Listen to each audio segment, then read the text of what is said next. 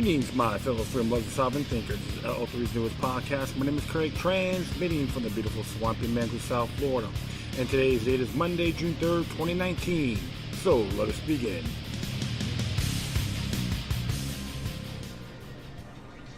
Thanks for tuning in, folks. Yeah, I'm just in a nice little cool area. Nice and warm. Down here in Fort Lauderdale, Florida. And I'm at Stash, located at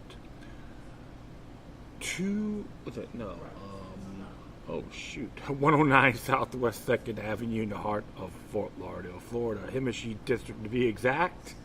I chanced it with Revolution Live and America's Backyard. And I had like a brain zombified moment there, or brain fart, whatever you want to call it. Sounds immature, of course. So, gonna be talking a few areas, and this one here is pretty cool. Got this on the Twitter. Someone tweeted this. One of the people we follow, one of my followers on Twitter. You know, big real critic on Trump, which is okay. And however, this right here, it says this is from the Ron Paul Institute weekly column. It says here, "A Trump, remember Wikileaks?" As it reads here, last week in an episode of my daily Ron Paul report, we discussed whether the U.S. and British government were actually trying to kill jailed Wikileaks publisher Julian Assange more than 7 years ago. Assange was granted asylum from the government of Ecuador over fears that espionage charges were being prepared against him by Washington. He spent those years in a small room in the Ecuadorian embassy in London without sunlight, without fresh air, without exercise, without medical treatment. Assange's critics mocked him for entering the embassy, saying his fear that the U.S. government would indict him was paranoia.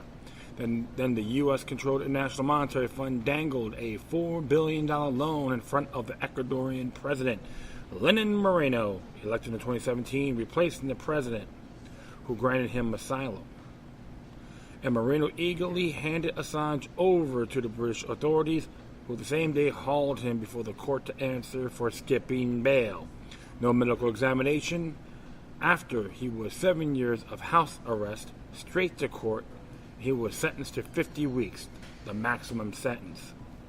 And what happened while he was serving time in the notorious Belmarsh prison?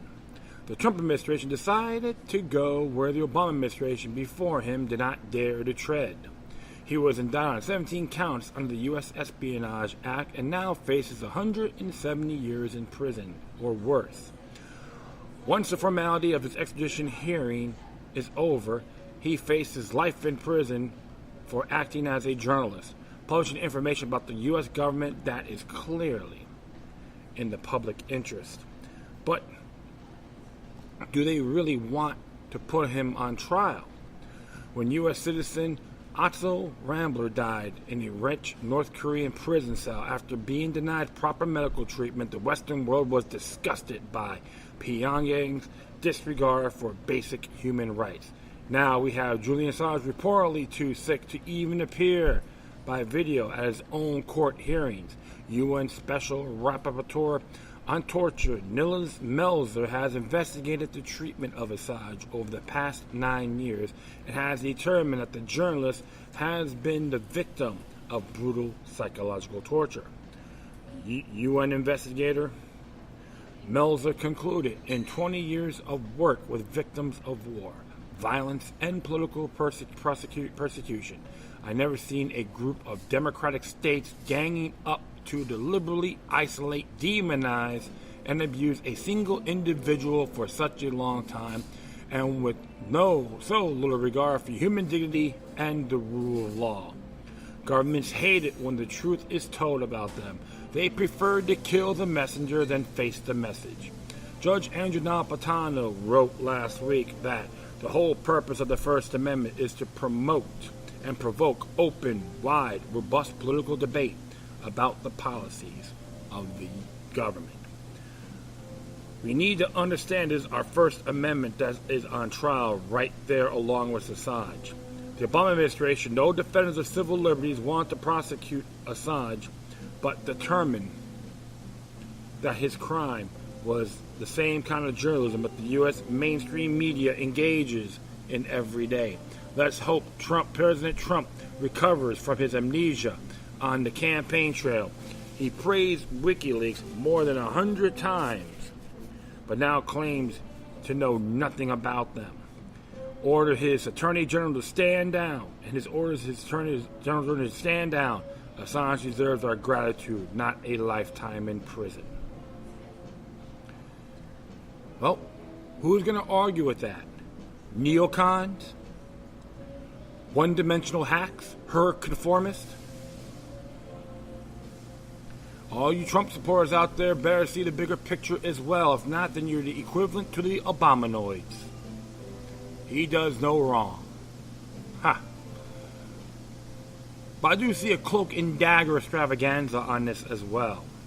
Gotta be a little bit open in this area. Some may claim he's gonna rescue Julian Assange.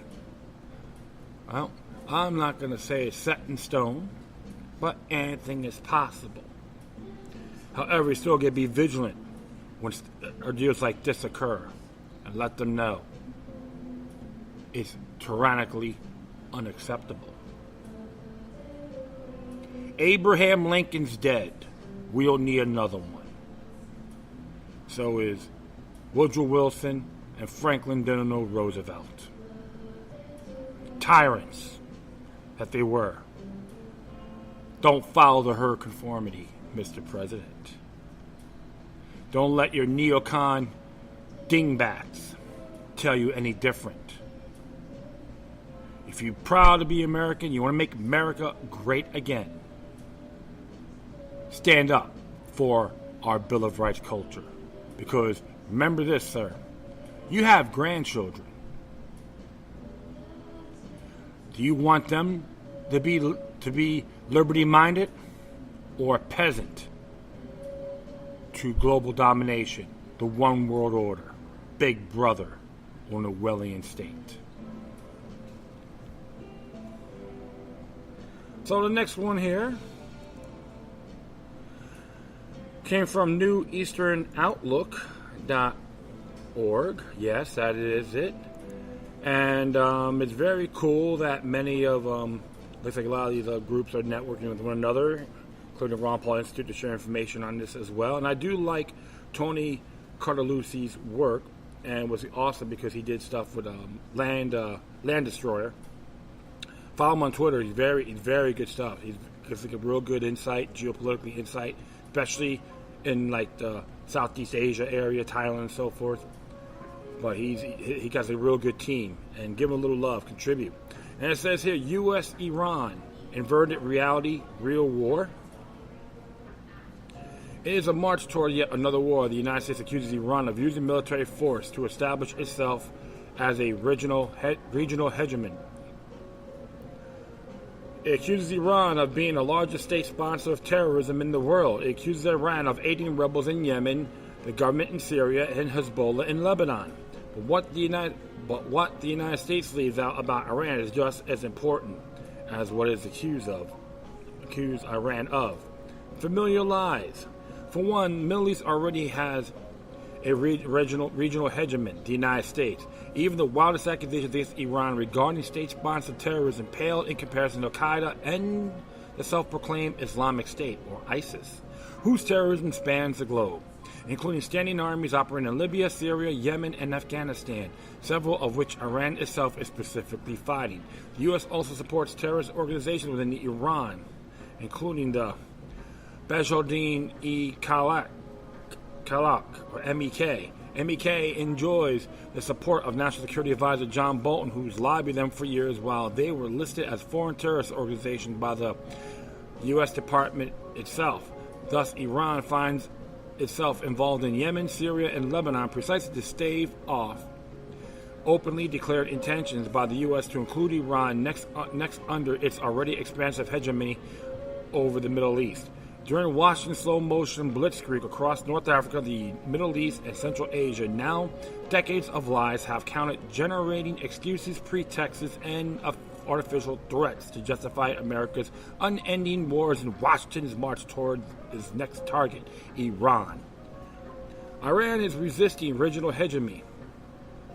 The U.S. invasion of Afghanistan along Iran's eastern borders in 2001, then the U.S. invasion of Iraq along Iran's western borders in 2003 left the nation surrounded by U.S. military forces. The invasions, followed by extended occupations, were only two of the most extreme examples of Washington's aggressive military encirclement of Iran itself.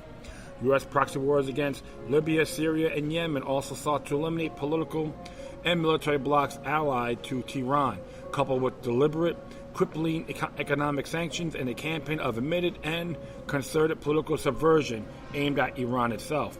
The U.S. has all but declared war against Iran. Iran finds itself on the U.S. regime change hit list, dubbed the Axis of Evil by U.S. President George Bush, who presided over the invasion of Iraq, and here's a train coming by.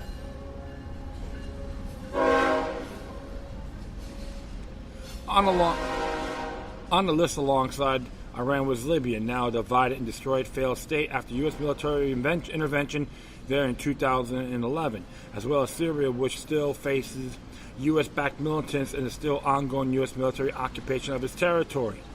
Iran has been surrounded by an openly hostile United States and its allies for nearly 2 decades. What the U.S. characterizes as Iranian aggression is merely the rational steps any government surrounded by hostile forces would take to defend itself, its territory, and its people. The Middle East is already subject to a regional hegemony, the United States, presided over by government thousands of miles away. And if the U.S. would be bold enough to presume dominion over an entire region of the planet so far from its own shores, it should come as no surprise that it would also shift responsibility for the disruptive consequences of its hegemony. I always pronounce that word, mispronounce it now and then, onto the nations still resisting it from within the region. Iran is finally the largest state sponsor of terror. In a recent interview, the Epoch Times, New York Congressman Van Taylor of Texas called Iran the largest state sponsor of terrorism in the world. He cites Iranian support for groups like Hamas and Hezbollah as examples. His claims being repeated throughout America's pro-war establishment. However, it is not entirely true, and it omits mention of state-sponsored terrorism that eclipses it, even if it were groups like Hamas actually fought against Damascus and its Iranian allies during the recent conflict in Syria, calling into question claimed Iranian state sponsorship of Hamas. Hezbollah, on the other hand, does enjoy close ties with Iran, but it also dedicated large amounts of resources and manpower, not creating terrorism across the Middle East, but fighting it, specifically in taking on ISIS and Al-Qaeda in Syria and Iraq. It was Iran and Hezbollah who aided Syrian forces on the ground, while Russia provided air support that began rolling back ISIS and Al-Qaeda from 2015 onward. ISIS and Al-Qaeda ironically persist in Syria only in areas under the protection of the U.S. NATO forces. This includes in Al-Qaeda-held Idlib, where the U.S. has repeatedly warned Damascus and its allies not to retake under the threat of military retaliation, while the U.S. accusations against Iran regarding state sponsorship of terror remain nebulous. U.S. intelligence agencies themselves have admitted the U.S. and its allies' role in the creation of terrorist organizations like ISIS.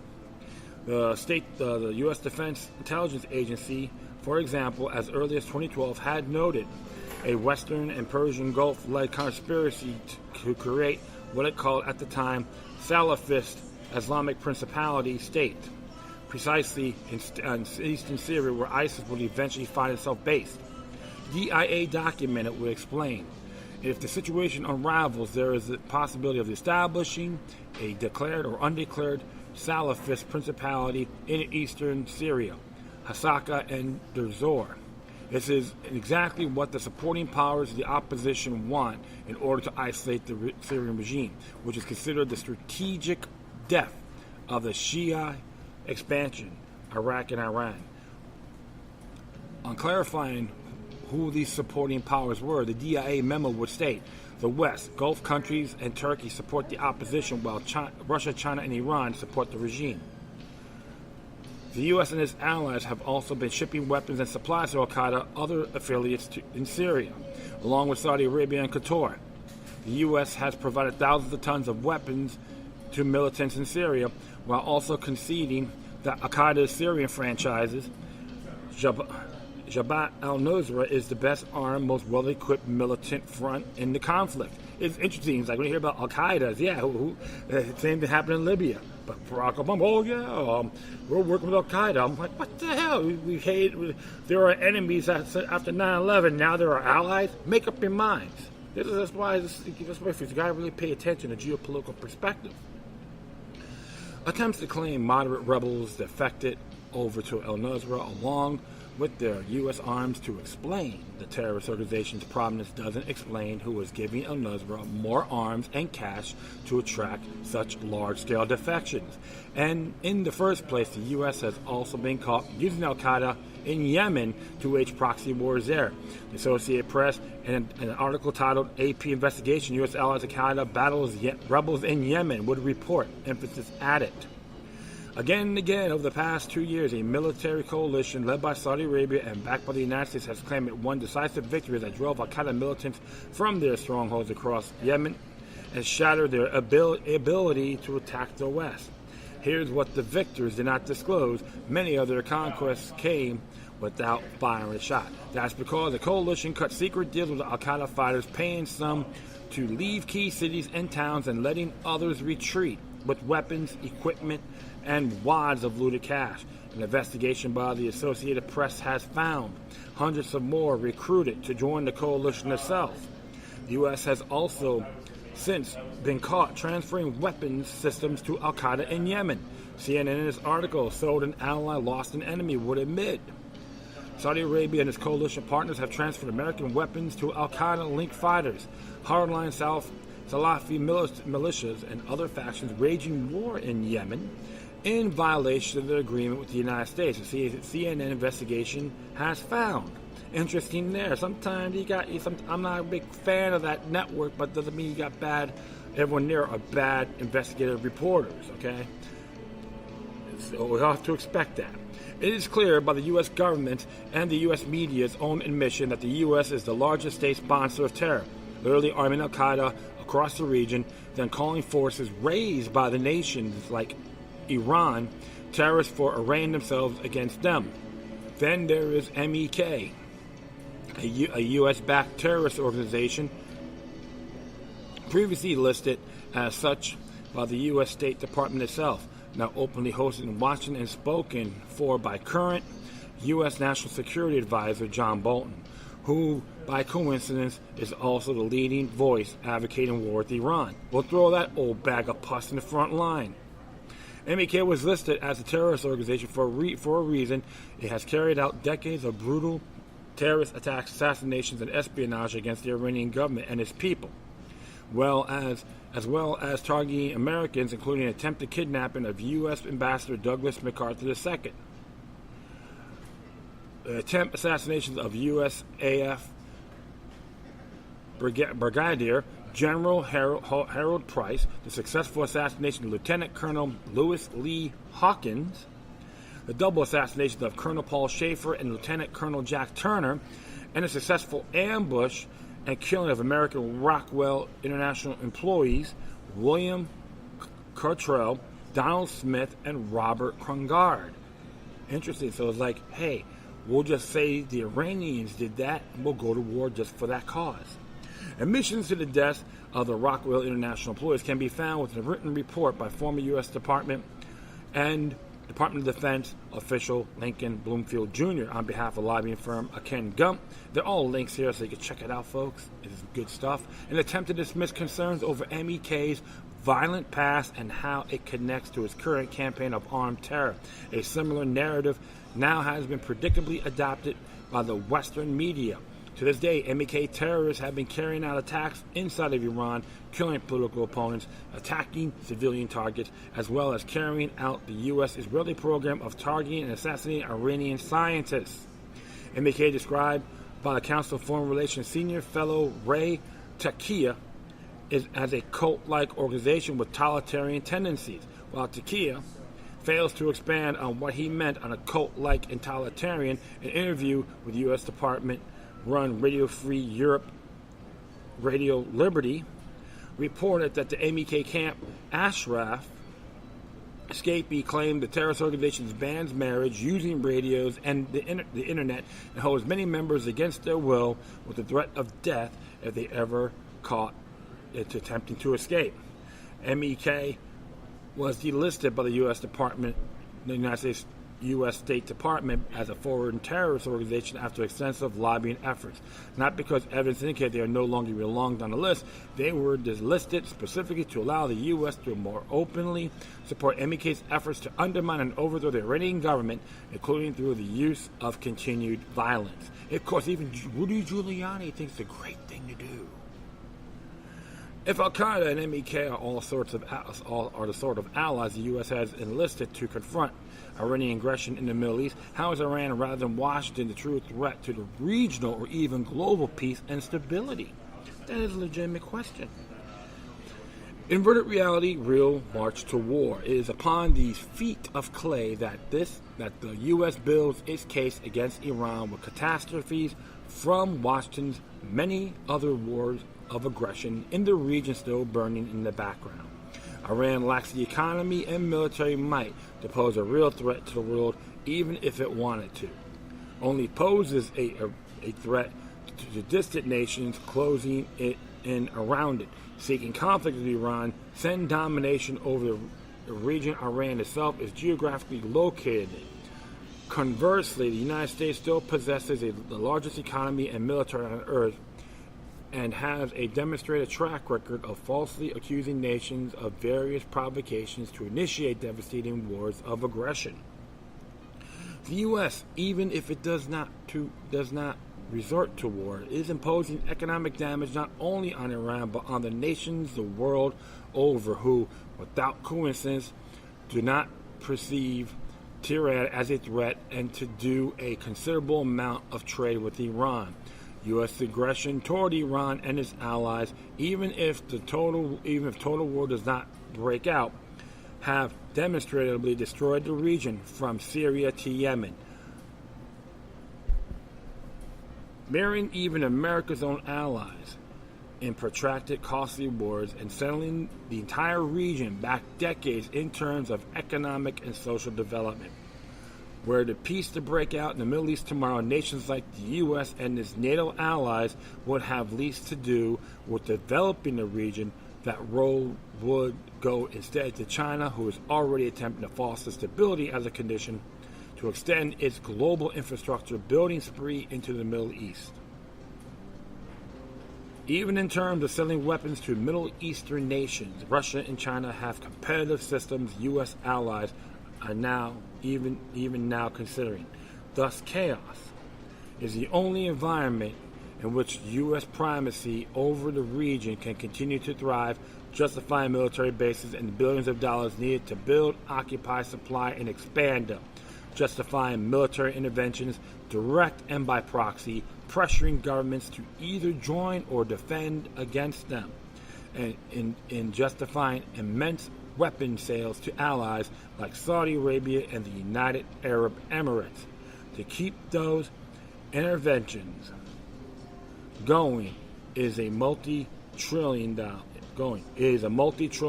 industry, and one only Washington is shameless enough to openly and continuously promote. There is no lie too big or disgraceful to keep America's last major export of chaos profitable. Interesting there indeed. How long are we going to say, end the empire? Bring our troops home? That is the legitimate question, folks. Why all these illegal wars? Bankster wars, we could call them.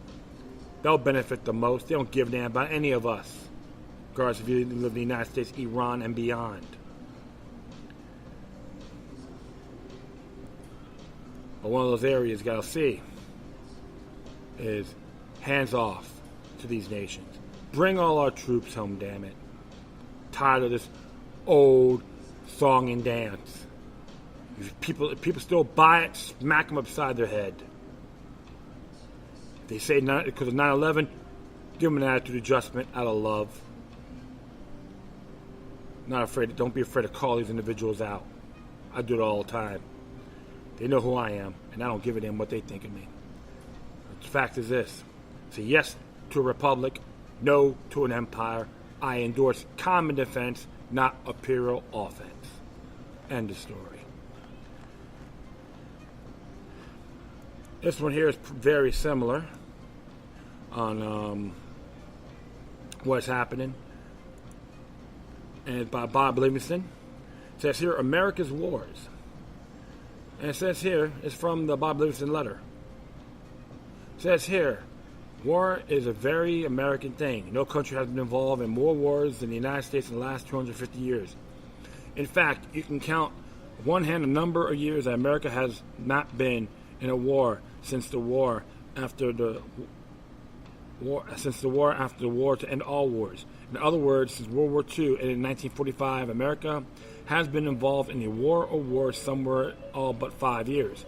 3 more U.S. Marines died in April in Afghanistan, the war that has slogged on for almost 18 years. No one can explain why Americans are still dying protecting Afghanistan's poppy fields for the enemy, Taliban.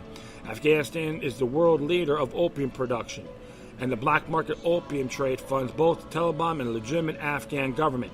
Nor can anyone explain why we're fruitlessly propping up a failed puppet government that will fall as soon as American troops leave.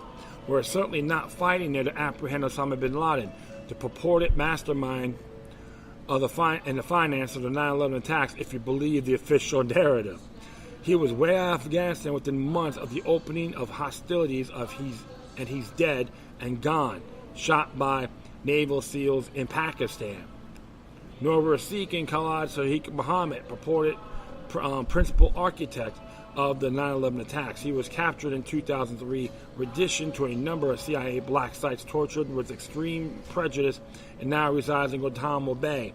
Any Al-Qaeda operatives who might have assisted in the planning and carrying out the attack are doubtless long since gone, either in the wars in Afghanistan, Iraq, Libya, Yemen, or Syria.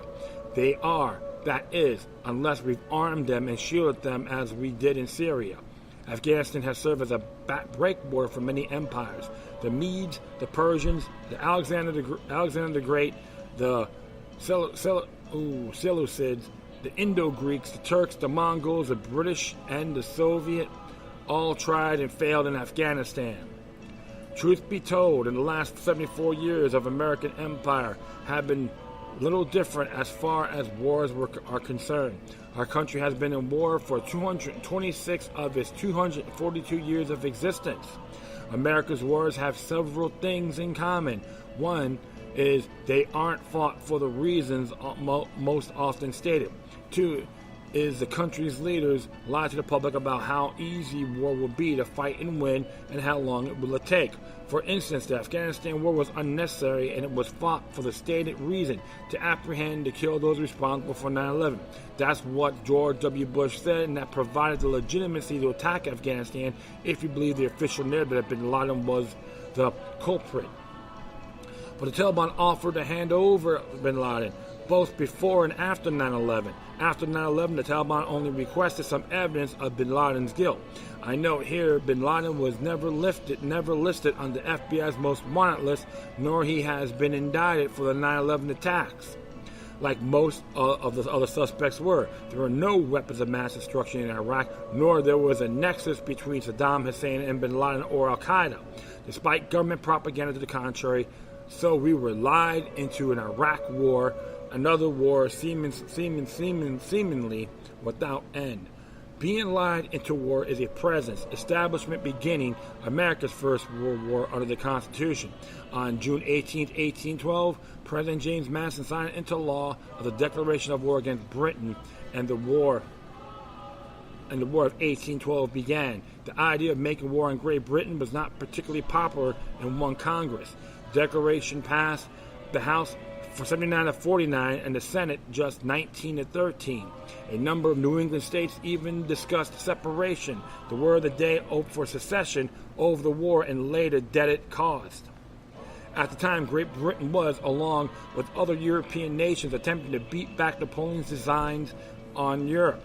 It has been for almost a decade. Both England and France were attempting to starve each other and were hindering, stopping, boarding, and seizing cargo of American ships attempted to trade with the two nations.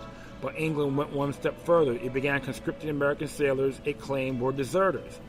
Under English law, anyone born in England was a British subject, whether he claimed to be American or not. Some sources say British ships seized about 400 American merchant ships, as many as 6,000 to 10,000 sailors in the run-up to the war. As British Foreign Secretary Lord Castlereagh said, England was fighting the battle of the world, as well as her own existence as an independent nation. She required service of all her subjects, and that's what Americans were told, but the war was much more about than that. In fact, Great Britain, not needing to open another front abroad while it was engaged in an epic struggle at home, promised to end the practice of conscription in order to avoid war and offered to release all sailors wrongly conscripted, massively ignored British overtures. Interesting there. Looks like it's like always got to have both sides to this too, so it's very interesting.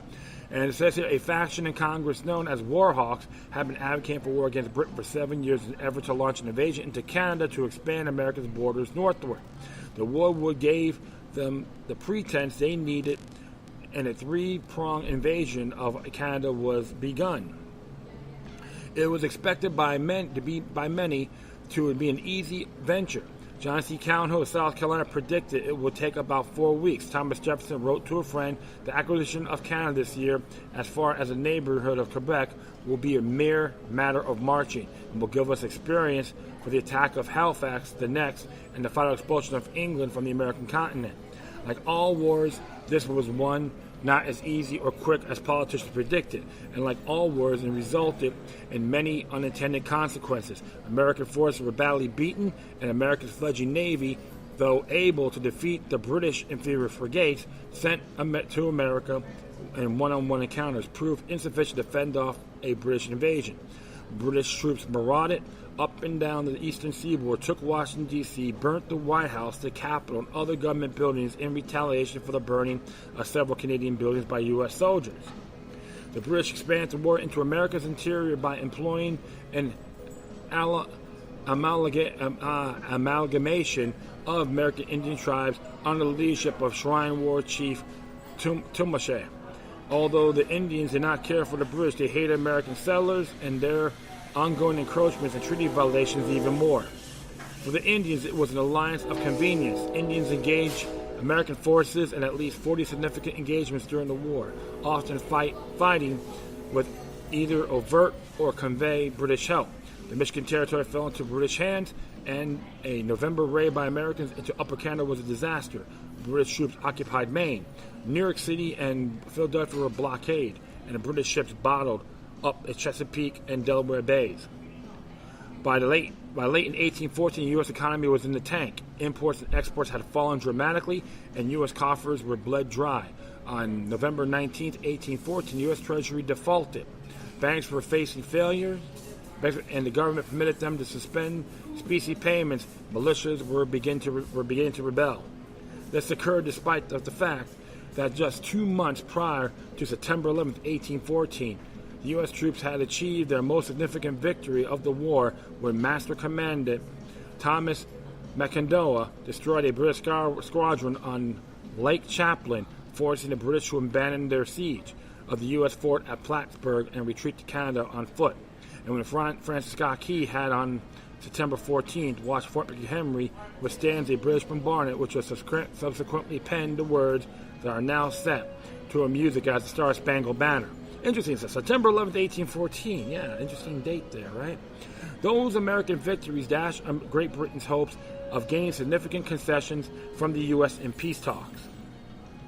And the British sold out their Indian allies by dropping its assistance of the establishment in the buffer state between the U.S. and Indian territories. Prime Minister Liverpool gave up trying to teach the Americans a lesson, saying, "We might certainly land in different parts of their coast and destroy some of their towns or put them under contribution, but in the present state of mind, In America, it would be vain to expect any permanent good effects from operations of this nature, and Liverpool also recognized a growing distaste of war back home.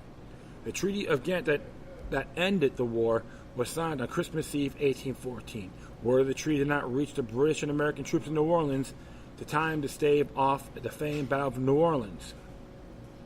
That was won by American troops under the command of Major Andrew Jackson from December 24th to January 8th. But at least Madison followed the Constitution and got the Declaration of War from Congress.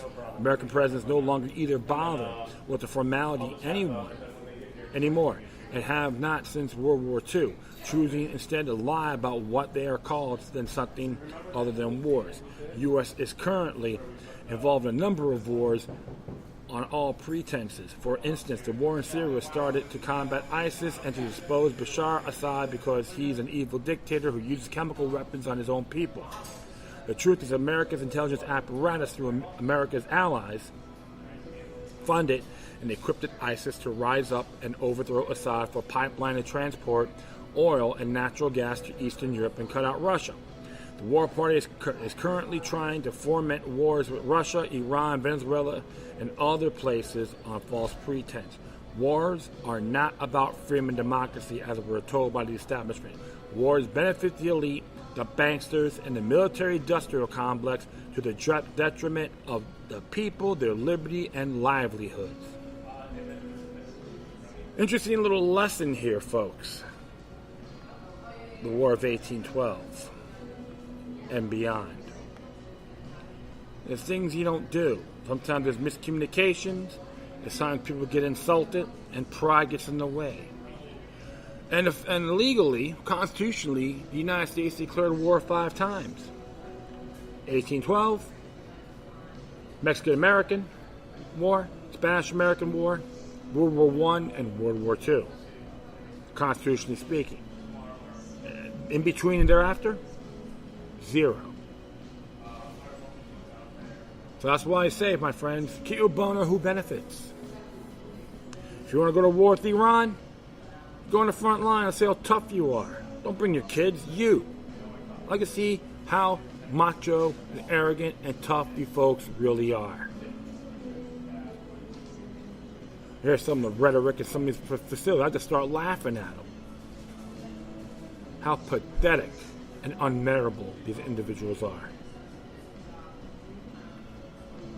Like I said before, I support common defense, not imperial offense. And interesting about 1812, very controversial decision and differences. That's a good history lesson, my friends. And I learned something too about what happened here, especially with the congressional votes. Very interesting. Like that a lot. All right, gonna do one more here, my friends. And this one here came from yesterday. Psych Semper Tyrannis. A committee of correspondence came out yesterday. Says more evidence of Russian meddling lie by Larry C. Johnson. This is what he has to say. The American public, with enthusiastic support of most of the media, have been sold a big lie about Russian meddling in the 2016 presidential election. As I have noted previous pieces, there is nothing new nor special nor unique about Russian espionage activities inside the United States, including information on computer network operations in 2016. Russian espionage, covert action against the United States have been a matter of fact since 1919. The United States has been similarly engaged in such activities inside Russia. What made the 2016 unique and dangerous is that U.S. law enforcement intelligence agencies decided to use the roots of Russia as a weapon to attack the candidacy and then presidency of Donald Trump. This attack entailed creating evidence that Trump was soliciting Russian assistance in the creation of the myth that Russian hacked the DNC. Anyone who challenges this lie is branded immediately as a Russian stooge or a puppet of Putin. We have very specific evidence regarding the fraud penetrated about the so-called hacking of the DNC. Bill Biney and I have posted 2 pieces on showing that the forensic evidence and the metadata of the DNC documents posted at Wikileaks could not have transferred over the internet, and one showing that Lucifer 2.0 was a creation of some person or entity other than Russia. There is another piece of public evidence that provides circumstantial evidence that our intelligence community case against Russia with respect to the allegation of extraordinary meddling is a fabrication. I'm referring to the January 2017 intelligence community assessment, assessing Russian activities and intentions in recent U.S. elections.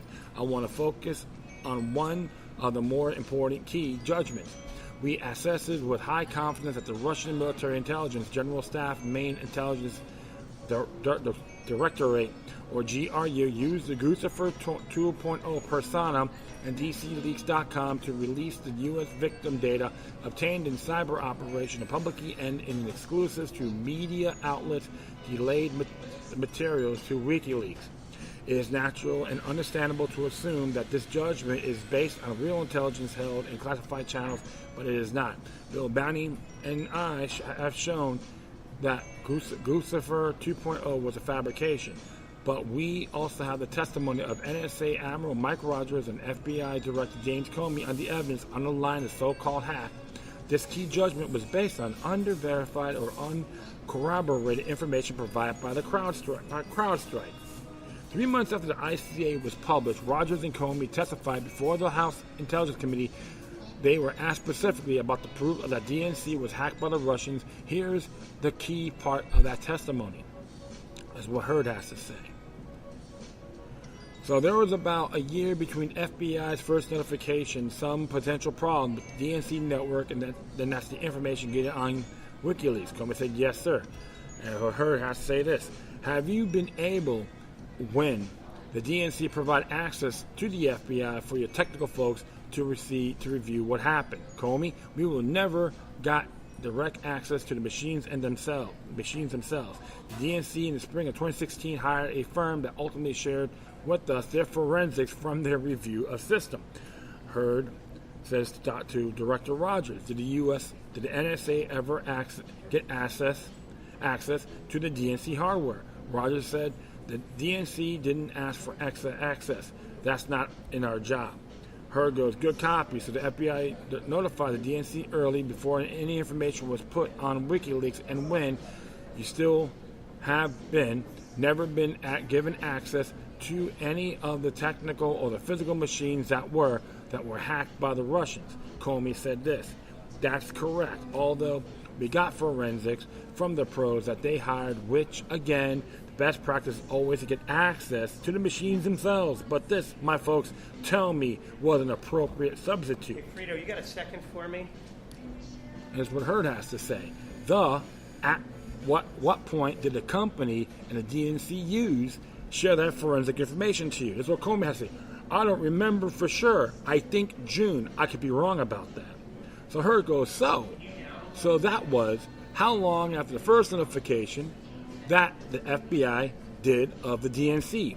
Comey said 10 months. Hurd goes, 10 months?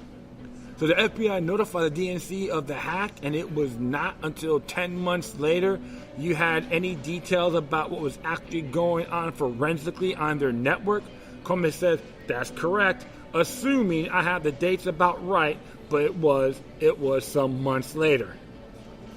Neither the FBI nor the NSA got direct access to the machines. Their words, not mine. And where did forensic data come from? CrowdStrike. So much for the intelligence community relying on real intelligence. They were given information from a cybersecurity firm that waited at least 5 weeks before alleging taking steps to disconnect DNC computers from the infected network.